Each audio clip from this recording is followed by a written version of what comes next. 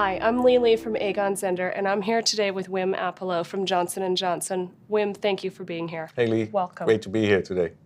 So I'm going to ask you two questions. One is a little backwards looking. How do you think supply chain has changed?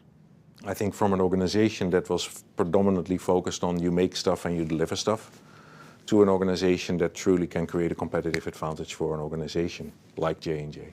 And I think that's not a trend that's limited to us.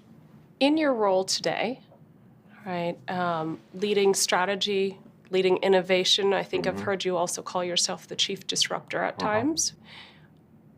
What are the big initiatives that you're focused on now, right, with the customer lens in mind?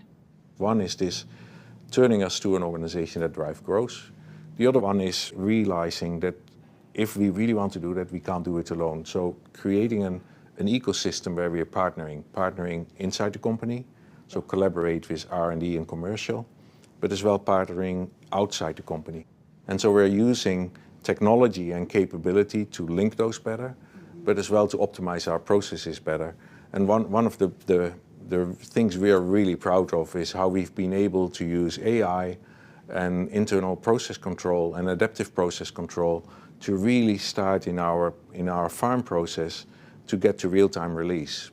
Can you talk a little bit more broadly about digitalization and what that has meant for your supply chain, what it means for your supply chain?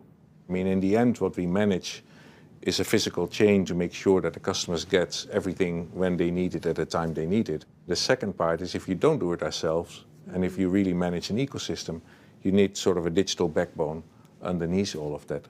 But the next step for us, what we're working on, is figuring out sort of how do we link all those steps together, all the way from source to the operating theater. If you talk about sort of the supply chain of the past and the supply chain of the future, I think there's a mindset change that probably everybody needs to go through. Because I think change in this sort of mindset and change in starting to see that the supply chain really can make a competitive advantage is something you can't do as a supply chain alone. You really need to collaborate with everybody around you. So it's through the executive committee and the board, but it's just as much sort of to the left and to the right. It's with the commercial partners and it's with the R&D partners. And I think it's really important, therefore, to build those bridges with commercial, the sales organizations, the geographies, the people in the field, as well as the organizations that are sort of on the innovation side. I think more and more, this is the opportunity for people in supply chain to rise up and to truly become part of that sort of ecosystem and of that team that makes the fundamental business decisions.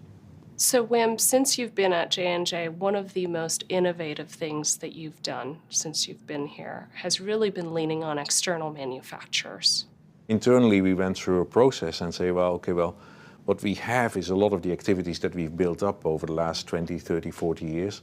But maybe this is a good time to step back a little bit and say, not necessarily everything we do, we leverage the best to our capability. And so we were lucky. We spent a lot of time over the last 2 years. We found a contract manufacturer that was willing to work with us.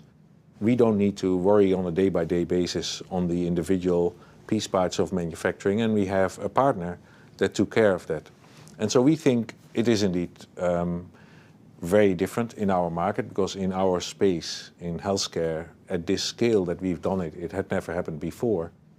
In this global landscape, and given many of the external shocks that we've seen occur over the last year, talk about how your organization has been dealing with some of these risks that have appeared. Yeah, and it feels like in today's world, it becomes a more and more important part of what we need to do, isn't it? Managing risks. Yeah. And it's risks from an environmental perspective. It's risk from what's happening in the trade and in the world around us, geopolitical risks. I mean, there's risks everywhere. And I think, in my mind, it really fits in that changing role of supply chain. The downside of focusing solely on efficiency and cost could create you actually a real vulnerable supply chain. And I think what is happening over the last couple of years, whether again it's the hurricanes or the earthquakes or the virus that we see now, I think it all builds on that understanding that flexibility and agility is important. And so if there's anything that keeps me up at wake, it's sort of, are we going fast enough? Yeah. Are we making the changes at a pace that we need to? Because the world isn't waiting for us. Wim, thank you so much for spending this time with us and sharing your insights. Great pleasure. It was great to be able to have this conversation with you, Lee.